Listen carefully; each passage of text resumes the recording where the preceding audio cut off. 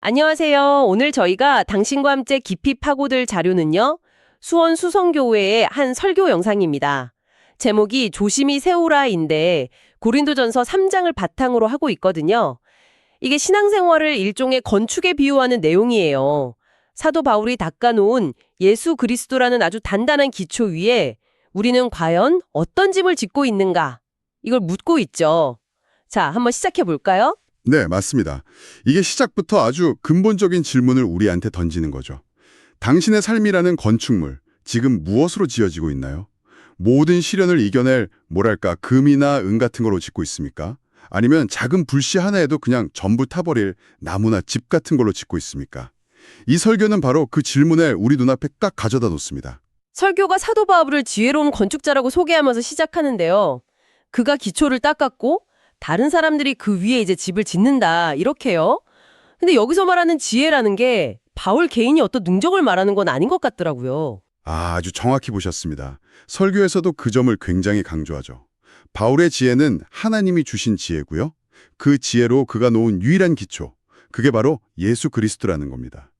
근데 여기서 이 설교의 배경을 이해하는 게 굉장히 중요해요. 당시 고린도 교회가 나는 바울파다, 나는 아볼로파다 하면서 파벌로 나뉘어서 아주 심각하게 다투고 있었거든요. 아, 그렇군요. 그럼 바울이 기초는 오직 하나, 예수님뿐이다 라고 말한 건 누가 더 잘난 리더냐? 이걸 따지는 그들의 다툼 자체가 그게 무의미하다는 걸 지적한 거네요. 당신이 누구의 팬인지는 중요하지 않고 우리가 서 있는 이 땅이 무엇인지가 중요하다. 약간 이런 뜻으로 들리는데요. 바로 그겁니다. 리더는 바뀔 수 있죠. 스타일도 다를 수 있고요. 하지만 교회의 본질적인 기초는 절대 흔들려선 안 된다. 이런 강력한 메시지죠. 설교자는 또 이 기초가 예수님의 십자가 희생이라는 엄청난 대가를 치르고 마련된 거라고 상기시켜요. 그래서 아주 인상적인 비유를 하나 듭니다. 네, 그 부모님 비유요. 부모님이 평생 고생해서 자녀를 대학에 보냈는데 정작 그 자녀가 공부는 안 하고 막 방탕하게 생활하면 그게 얼마나 큰 배은망덕이냐는 거였죠. 아, 그 비유를 들으니까 좀 뜨끔하더라고요. 뭔가 값비싼 선물을 받아놓고 그 가치를 전혀 모르는 것과 비슷하게 느껴졌어요. 우리 신앙의 기초도 그만큼 귀한 거다. 이런 뜻이겠죠? 그렇습니다. 그래서 어떻게 세울지를 조심하라. 이 경고가 계속해서 반복되는 겁니다. 설교에서는 과거에 그 화려했던 솔로몬 성전이나 80년 넘게 지었던 헤롯 성전도 결국 하나님의 뜻에 따라 무너졌던 역사를 언급하거든요. 인간의 눈에 아무리 대단해 보여도 하나님 보시기에 합당하지 않으면 그냥 한순간에 무너질 수 있다는 거죠. 이건 단순히 건물 이야기가 아니라 우리의 신앙 공동체, 그리고 우리 각자의 신앙 자체에 대한 경고입니다. 알겠습니다. 자, 기초는 예수님이고 그 위에 아주 신중하게 지어야 한다. 이건데요. 그럼 가장 중요한 질문이 남네요. 대체 무엇으로 지어야 할까요? 설교에서 바로 그 재료에 대한 아주 유명한 비유가 나오더라고요. 네, 바로 금, 은, 보석, 그리고 나무, 풀, 집이라는 두 종류의 건축 자재입니다. 불에 타지 않는 것과 순식간에 타버리는 것, 이 대조가 아주 극명하죠. 설교에서는 이게 우리의 모든 신앙적 행위, 그러니까 공적의 본질을 상징한다고 설명합니다. 여기서 핵심은 무엇을 했느냐보다 어떤 동기로 했느냐입니다. 동기요. 그러니까 같은 봉사활동을 해도 어떤 건 금이 되고 어떤 건 집이 될 수도 있다는 말씀이시죠? 정확합니다. 금, 은, 보석은요, 오직 하나님의 말씀에 따라서 그분의 영광만을 위해서 행한 모든 일을 뜻합니다. 남들이 알아주던 알아주지 않든 그냥 묵묵히 내 자리를 지키는 것, 어떤 시련이나 오해가 찾아와도 흔들리지 않는 것, 이런 것들이 바로 불로 시험해도 결코 사라지지 않는 영원한 가치를 지닌 재료들이죠. 반면에 나무, 풀, 짚은 겉보기엔 훨씬 더 화려하고 커 보일 수 있겠네요. 설교에서도 수원에 있는 아름다운 목조공들도 불이 나면 한순간에 잿더미가 된다 이런 예를 드셨잖아요. 나무로도 얼마든지 크고 웅장한 집을 지을 수 있지만 결국 불 앞에서는 아무 소용이 없다는 거죠. 맞습니다. 자신의 의의를 드러내기 위해서, 다른 사람에게 인정받고 칭찬받기 위해서, 혹은 내 마음의 만족을 위해서 한 모든 신앙적 행위, 그게 바로 나무, 풀, 짚이라는 겁니다. 저도 예전에 한참 봉사활동을 하면서 이만큼 했으니 사람들이 알아주겠지? 하는 마음이 불쑥 들 때가 있었어요. 이 설교를 들으니까 그때 제 손에 들려있던 게 딱 집 한 단이었구나 싶어서 얼굴이 막 화끈거리더라고요.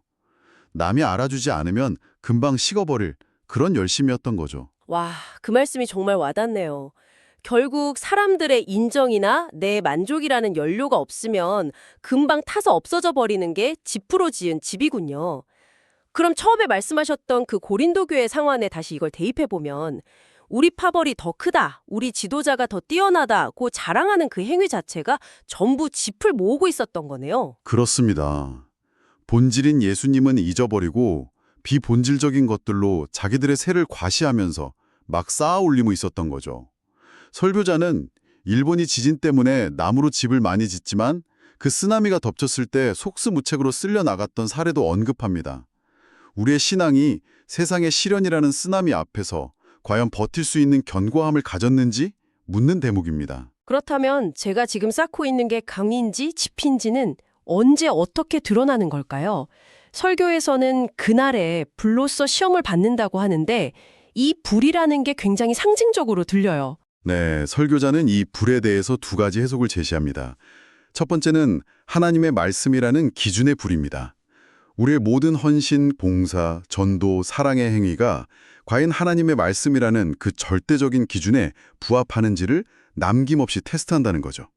내 생각, 내 경험, 내 방식대로 아무리 열심히 했어도 말씀의 기준에서 벗어난 것이라면 그건 모두 타서 없어진다는 겁니다. 말씀으로 우리의 행위를 시험한다는 건 기준이 명확해서 이해가 되는데요. 근데 두 번째 해석은 불같은 시련이더라고요. 시련은 그냥 힘든 일일 뿐인데 그걸 어떻게 금과 짚을 구분해낼 수 있다는 건지 좀 궁금하네요. 아주 좋은 질문입니다. 시련이 바로 진짜와 가짜를 구분하는 가장 확실한 리트머스 시험지이기 때문입니다. 평소에는 다들 그럴듯해 보이죠. 하지만 예기치 못한 고난, 억울한 오해, 재정적인 어려움 같은 불이 닥쳤을 때 그 사람의 신앙이 무엇으로 지어졌는지가 그대로 드러납니다. 사람을 보고, 영예를 보고, 자기 의를 위해 쌓아올린 신앙은 이런 시련 앞에서 내가 이걸 왜 하고 있나 하는 회의감과 함께 그냥 쉽게 무너져 내리죠. 하지만 예수님이라는 기초 위에 하나님의 영광을 위해 쌓아올린 신앙은 오히려 시련을 통해 더 단단해지고 순수해집니다. 불순물이 제거된 순금처럼요. 시험의 결과는 아주 명확하게 나뉘더군요. 공적이 불타지 않고 그대로 남으면 상을 받고요. 묵묵히 하나님만 바라보고 시련을 이겨낸 사람에게 주어지는 상급이죠. 그런데 공적이 다 불타버리면 해를 받는다고 하는데 이게 지옥에 간다는 뜻은 아니라고 해서 조금 의아했습니다. 맞습니다. 여기서부터가 이 설교의 아주 중요한 부분입니다. 해를 받는다는 게 구원을 잃는다는 의미가 아니에요. 설교에서는 광야에서 고생은 고생대로 다 하다가 결국 약속의 땅, 가나안에 들어가지 못한 이스라엘 1세대를 예로 들거든요. 먹고 싶은 거 못 먹고 하고 싶은 거 못 하면서 40년간 광야 생활을 했는데 결국 남는 게 아무것도 없다면 그게 바로 해를 받는 상태라는 거죠. 에이, 내가 이렇게까지 했는데 남는 게 없네. 안 하고 말지 하면서 신앙을 포기하는 것. 그 손해는 결국 자기 자신에게 돌아온다는 의미입니다. 그리고 여기서 정말 충격적이면서도 중요한 지점이 나옵니다. 그렇게 공적이 다 불타 없어져도 그 사람은 구원을 받는다는 거예요. 단 불 가운데서 얻는 구원처럼요. 이걸 설교에서는 부끄러운 구원이라고 표현하더라고요. 네, 이 개념이 아주 강렬하죠. 기초, 즉 예수 그리스도를 믿었기 때문에 구원은 받습니다. 천국에는 가요. 하지만 평생의 수고가 모두 불타 없어져서 아무런 상급 없이 정말 겨우 몸만 빠져나온 것과 같다는 설명입니다. 설교자의 비유처럼 불이 난 집에서 귀중품은 하나도 못 챙기고 그냥 잠옷바람으로 맨몸만 뛰쳐나온 모습인 거죠. 목숨은 건졌지만 모든 것을 잃어버린 상태. 그것이 바로 부끄러운 구원입니다. 설교에서 인용한 고린도전서 5장의 예시가 이 부끄러운 구원을 설명하는데 굉장히 강렬했어요. 아버지의 안화를 취하는 그런 흉악한 죄를 지은 사람에 대한 이야기였죠. 잠시만요. 거기서 사탄에게 내어준다는 표현이 굉장히 강하게 들리는데요. 이게 단순히 벌을 준다는 의미를 넘어서는 것 같아요. 구원을 위한 조치라고 설명되는데 이게 어떻게 가능한 건가요? 역설적인 부분입니다. 사탄에게 내어준다는 건 그가 겪을 수 있는 최악의 고난과 파멸을 겪게 그냥 내버려 두라는 의미입니다. 이를 통해서 그의 육신과 교만은 완전히 깨지고 멸망하겠지만 그 극심한 고통 속에서라도 회개하고 돌아와서 마지막 날에 그의 영만큼은 구원받게 하려는 뭐랄까, 바울의 극약 처방인 셈이죠. 이것이 바로 불 가운데서 얻는 구원의 가장 극단적인 예시라고 설교는 설명합니다. 천국에 가긴 가는데 이 땅에서 내가 무시했던 사람이 나보다 더 큰 영광과 상급을 누리는 것을 본다면 얼마나 부끄럽겠냐는 질문을 던지는 것이죠. 결국 이 설교의 핵심은 신앙을 최소한의 보험으로 여길 것이냐 아니면 매일의 투자로 여길 것이냐 하는 질문을 던지는 거군요. 예수님이라는 기초 위에 서서 구원이라는 보험만 딱 들어놓고 만족할 수도 있겠죠. 그게 바로 부끄러운 구원이고요.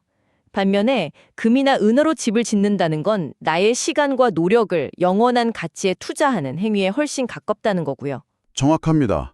그 관점의 전환이 설교의 핵심이라고 봅니다. 그리고 설교의 마지막은 이 거대한 건축의 비유를 아주 개인적인 차원으로 가져옵니다. 바로 너희는 너희가 하나님의 성전인 것을 알지 못하느냐는 질문으로 말이죠. 맞아요. 이 부분을 들으면서 앞의 내용이 완전히 새롭게 다가왔어요.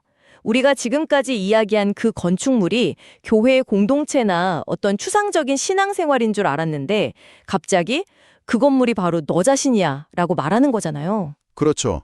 신약 시대의 가장 혁명적인 개념 중 하나입니다. 구약 시대에는 하나님이 거하시는 장소가 예루살렘에 있는 건물로서의 성전이었지만 예수님 이후에는 성령이 우리 안에 거하시기 때문에 신자 한 사람 한 사람의 몸이 바로 하나님의 성전이라는 개념입니다. 이 관점에서 보면 조심히 세우라는 명령이 훨씬 더 무겁고 개인적으로 다가오죠. 그렇다면 성전을 더럽힌다는 것은 단순히 죄를 짓는다는 의미를 넘어서겠네요. 맞습니다. 성전을 더럽힌다는 것은 하나님이 거하시는 거룩한 공간인 내 생각과 마음에 세상의 가치관, 즉 나무, 풀, 짚을 계속해서 들여놓는 행위와 같습니다. 질투, 분열, 교만, 이기심 같은 것들이죠.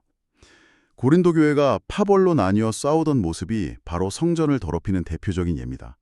그리고 그 결과는 하나님이 그 사람을 멸하시는 것, 즉 그의 공적이 불타 해를 입게 되는 것과 정확히 연결됩니다. 아, 그렇게 연결되는군요.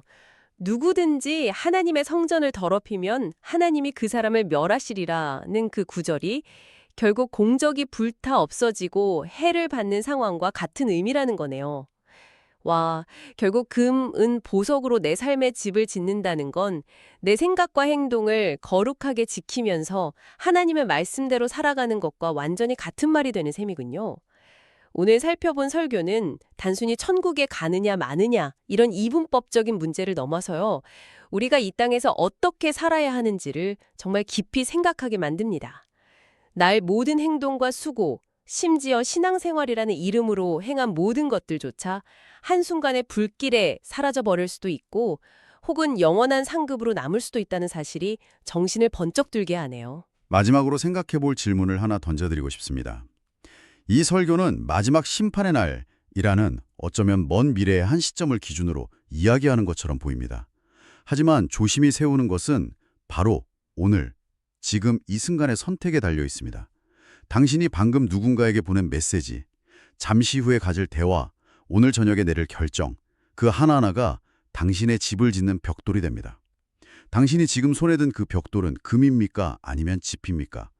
당신의 다음 행동이 영원한 건축물의 일부가 될지 아니면 잠시 타오르다 사라질 불꽃이 될지를 결정합니다.